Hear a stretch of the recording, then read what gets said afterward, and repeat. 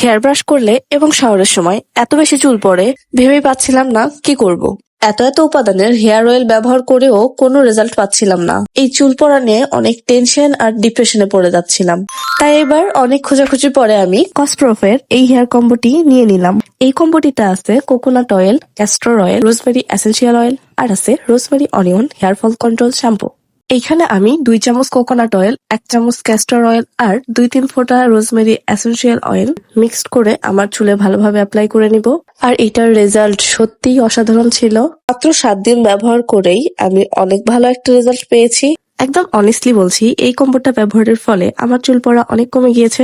আমার চুলের অনেক প্রবলেমের সলিউশন করেছে এই হেয়ার কম্বো। তেলটা সুন্দরভাবে আমার চুলে অ্যাপ্লাই করে নেওয়ার পরে আমি কম্বোতে থাকা শ্যাম্পুটা দিয়ে চুলটা ওয়াশ করে নিছি। এন্ড দেখো, আফটার ইউজিং শ্যাম্পু আমার চুল কত শাইন করছে।